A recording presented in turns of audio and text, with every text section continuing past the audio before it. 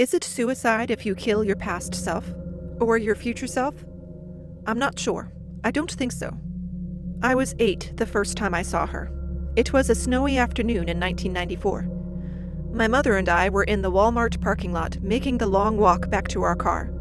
Mom was pushing a shopping cart piled high with Christmas presents, and I was trailing behind her so she wouldn't see me shivering. I was wearing my favorite little red jacket.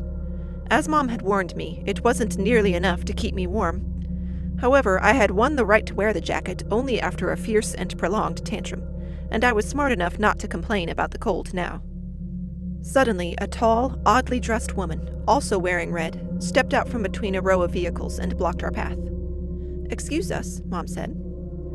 The woman didn't move. She stared at my mother with a blank expression. Then her gaze slid to me. When our eyes met, I instantly knew who she was. I stopped shivering, overcome by a different kind of chill. "Do I know you?" Mom asked, a note of puzzled interest in her voice. "I'm sorry," said the woman. She pulled a gun from her pocket and aimed it straight at me. Mom saved my life by ramming her shopping cart into my would-be murderer with all her might. The shot intended to kill me missed, shattering a car window behind me. I screamed. Now the woman lay on the pavement, shielding her face as Mom rained down blows with her purse. "Mom, stop, she'll shoot you," I thought wildly. Then the strangest thing of all happened. The woman vanished into thin air. Now it was Mom's turn to scream. Mom had quite a job explaining this one to the police. They didn't believe the vanishing bit, of course, but they assured her that trauma victims can't always be expected to have accurate recall, and that the correct version of events should resurface later. I told the investigators what they wanted to hear, and said that the woman had run away. Somehow I knew she would be back. And back she came. When I was 11, she tried to shoot me again. Miraculously, again she missed. Like before, she was apprehended but disappeared before she could be brought to justice. After this, she began trying other methods. It was an intense childhood. I was pushed off a bridge, nearly ran over by a car, had poison slipped into my food, and so on. Over a period of 11 years, from 1994 to 2005, my future self tried to kill me 9 times. Obviously, none of it worked. I landed in the hospital on a few occasions, but by an odd twist of luck, I always emerged from these adventures unscathed. My parents did all they could to protect me. They were aware I was being pursued by a murderous stalker, but they had no clue who or what she was. The police continued to be zero help.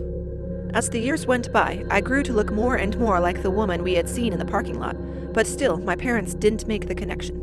Once I tried to explain it to them, but they were so frightened and confused by my apparent lack of sanity, I quickly assured them I was joking. By attempt number 5, I wasn't afraid anymore. It appeared the universe wasn't going to let me die by my future self's hand. The paradox was unsustainable. And yet, she kept trying. Why, I wondered. Why does my future self hate me so much? Perhaps there was more than one of them? Future selves, not self? I didn't always get a good look at her, but when I did, she always appeared to be a different age. Sometimes she looked to be in her 30s, sometimes her 40s, and on her 7th try, she looked close to 60. One constant, though, was that she always wore a little black gadget on her wrist, which whisked her away at the touch of a button. I was a smart kid, and I had more reason to study time travel than most. I learned that, theoretically, time travelers can never make it back to their exact dimension. They should always return to a parallel timeline. Was it possible I was on the hit list of several of my alter egos from multiple universes? If so, it would explain why failure didn't deter her. I could be dealing with several psychotic adult versions of myself, all trying to kill me for the first time. What had I done wrong? What would I do wrong? These questions used to keep me awake at night. Until one day, I decided I just didn't care anymore. Whatever it was, she was the one who had done it, not me. I was a good person. From now on, I determined, I was going to forget about her and focus on my ambition of ending world hunger through the power of technology. I know that sounds a bit grandiose. However, I felt this goal was well within my reach. I was a child genius who excelled at math and science. By age 14, I was a physics major with a full-ride scholarship to Princeton University. By age 18, I landed an entry-level job with HARP, my dream company. At age 20, I saw my future self for the last time. I was in the break room getting some coffee to fortify myself for the day's shift. My team and I were tantalizingly close to a major breakthrough, and I needed all the energy I could get. "Hey," said a familiar voice behind me. Startled, I spun around, spilling a few drops of coffee on my lab coat. She was garbed in the exact same outfit she was wearing the very first time I saw her, a red, form-fitting suit with black accents. Her graying hair was pulled back into the same low ponytail. "We've met," I stated.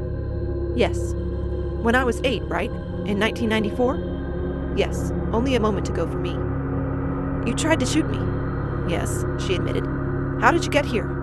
"This was my next coordinate, just the press of a button." "Do you still have that gun? Are you going to try to shoot me again?" "Maybe." She withdrew the gun from her pocket, but didn't raise it. "Listen first. You didn't give me that chance in 1994. Maybe you've realized you can't kill me."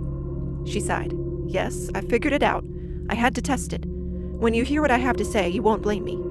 "What the hell is going on?" "Just listen. I can't kill you, and I shouldn't tell you too much, but I can warn you. You have to stop. Your work is going to kill billions." "You mean your work has killed billions?" "Please, you know I'm telling the truth. You have to stop. This is my life's work. I'm helping the planet. I'm not leaving this job. Whatever bad thing you say you've done, I'm not doing it, and I won't do it. I'm not you." "Yes, you are," she said, beginning to look desperate. "You are me.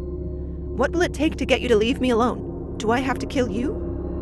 A look of horror crossed her face. "What do you mean? There's more than one of me? You, or some version of you, have tried to bump me off 9 times already." "No," she whispered. "Please, God, no." She looked so distressed I began to feel a little sorry for her. "Hey, listen, I don't know exactly what's going on, but whatever bad thing happened in your world, in those worlds, it won't happen here." She stared at me for a long moment. "It won't," I repeated. "I promise." "It will." Then she was gone. It's been 5 years since that encounter. I'm beginning to wonder if I'll ever see her again. Somehow I don't think so. My team and I haven't quite reached that breakthrough in weather alteration. We've been working on it for 5 years, and we're closer to achieving it than ever. It can't be what she was talking about. This will help the planet immeasurably, not hurt it. We're going to grow crops in the desert. Starvation will become a thing of the past. I refuse to believe it. I can't quit now. Can I?